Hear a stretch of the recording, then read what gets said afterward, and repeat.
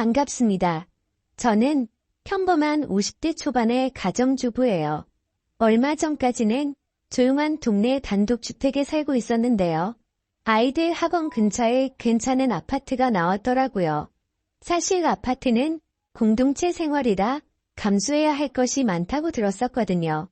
그런데 아이들도 이제 다 크니 학교 가기도 번거롭고 친구 만나러 가기는 불편해 하더라고요. 아이들 학교와 학원도 멀어서 그간 제가 데려다 주고 냈었거든요. 그래서 2차저차 남편과 상의 끝에 그 아파트에 입주하기로 마음먹었습니다. 아파트 신축 공사가 완료되자 저희는 처음으로 아파트 생활을 마주하게 되었어요. 전원 생활에서의 조용함과 안락함, 개인적인 생활에 대한 이로움은 없었지만 좋은 시설과 편리성은 정말 최고더라고요. 처음에는 위아래층 벽집에 이웃들이 살고 있는 것에 대해 영 적응이 되지 않았었는데 시간이 지나니 차츰 적응되어 가더라고요. 다행히 아파트의 소음도 괜찮은 편이었어요. 전원 생활을 할 때에는 기껏 해봐야 동네 이웃들도 몇 없었는데 아파트에는 사는 사람들이 많으니 엘리베이터나 지방마트에서 종종 보게 되는 주민들도 생기더라고요. 그래서 저희 애들 또래 엄마들과도 친해지게 됐고 아파트에서 일하시는 경비 아저씨들과도 서슴없이 인사하는 사이가 되었죠. 가정주부라서 낮에 무료할 때가 많았었는데 예전에는 집에서 혼자 책을 보거나 TV를 종일 보는 게 유일한 낙이었다면 아파트에 이사온 이후로는 동네 한 바퀴 산책하면서 아는 엄마들과 주민들과 소통하고 지내는 게 유일한 낙이 되었어요. 특히 우리 집 앞 경비 아저씨는 저보다 서너 살 조금 나이가 있어 보이는데 항상 웃는 얼굴에 인상도 참 좋으셔서 볼 때마다 기분이 좋아지고는 한답니다. 정말 말 그대로 동네 경비 아저씨에 걸맞게 인사성도 좋으시고 아파트 관리 일에 참 열심히 하세요.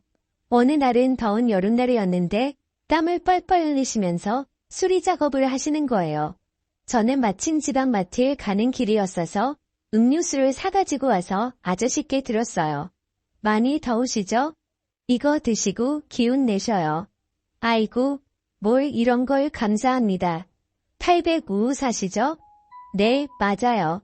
아이들이 거의 다 컸다 보니 낮에는 저 혼자만의 시간이 많네요. 그러시겠어요. 심심하시면 산책도 하시고 경비실에 오셔서 얘기 나눠보아요. 그럴까요?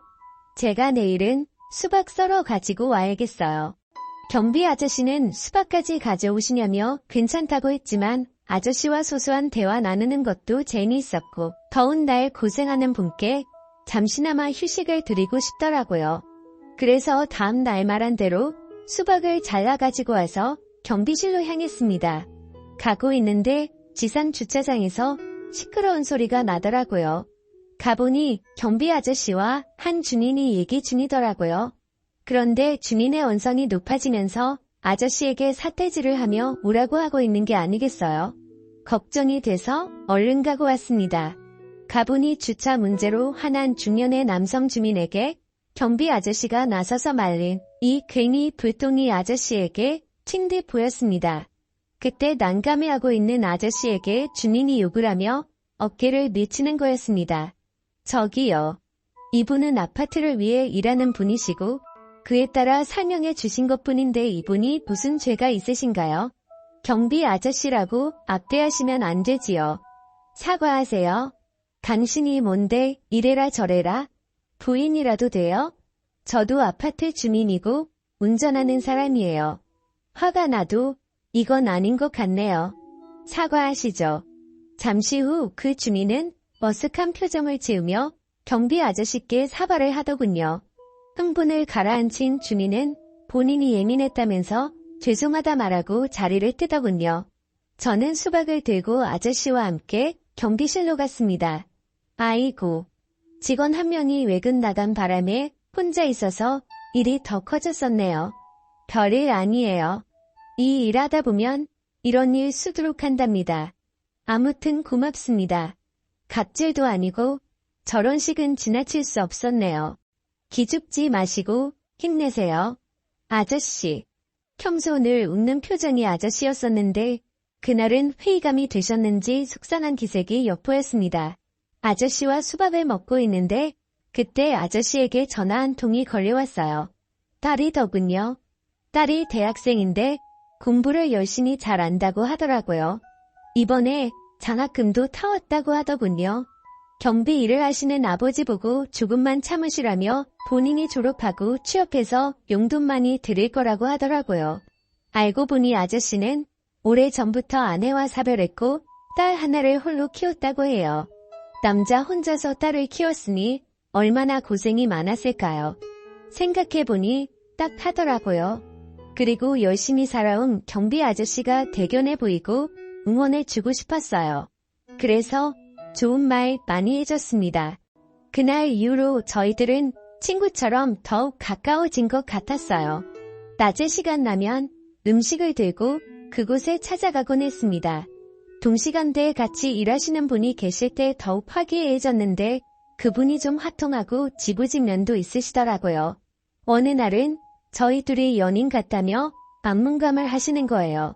그런데 아저씨는 어쩌고 하면서도 기분이 싫지 않은 듯 보였어요. 저도 왜 그런지 모르겠는데 싫지 않더라고요.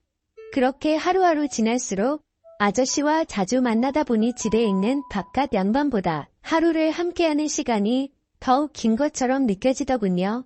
하긴 우리 남편은 아침과 저녁 늦게 밥 먹을 때만 보잖아요. 요새 아저씨와 나누는 대화가 재밌고 그 시간이 너무 좋은 나머지 남편은 뒷전이 되더군요. 한 번은 남편이 조금 일찍 퇴근한다고 했었는데 아저씨와 대화하느라 시간 가는 줄 몰라서서 깜빡 잊은 게 아니겠어요? 그래서 후다닥 집에 가서 대충 있는 반찬으로 저녁을 주기도 했네요. 남편에게 한 소리 들었습니다. 근데 남편이 바람났냐며 요새 제가 들떠 있어 보인다는 거예요. 저는 그런 거 아니고 앞으로 밥 잘 챙겨줄 테니 조용히 하라고 했습니다. 저는 그때까지만 해도 그냥 단순히 좋은 친구 한 명 생긴 거라 생각했거든요. 그런데 사람이 마음을 한 번 먹으면 확연히 달라지기도 하는가 봅니다.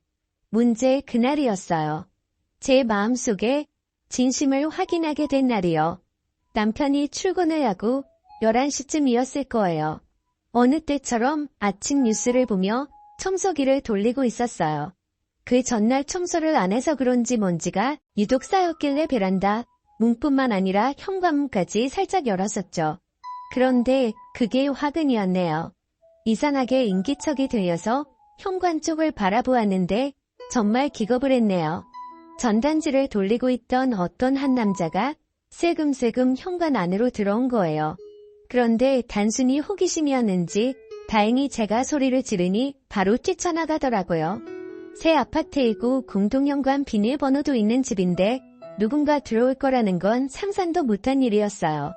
저는 너무 놀라 주저앉았고 잠시 후 경비 아저씨에게 호출을 했어요. 아저씨는 괜찮냐고 하면서 저희 집으로 달려오셨어요. 아저씨는 아무 일 없어서 정말 다행이라면서 그 남자 얼굴을 확인했으니 다음에 출입 못하도록 주시하겠다고 하더라고요. 아저씨의 말을 듣고 안심이 되면서 눈물이 쏟아졌어요.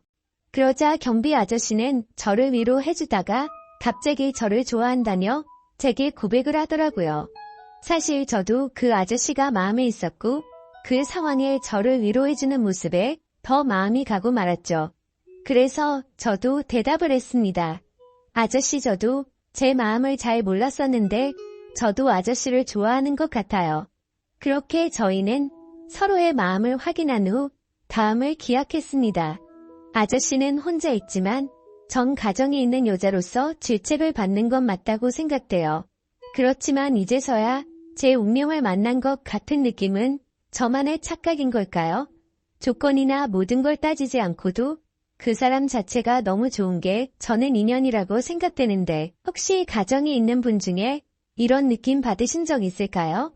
지금도 제 머릿속에 박한 남편은 한 개도 생각이 나질 않아요.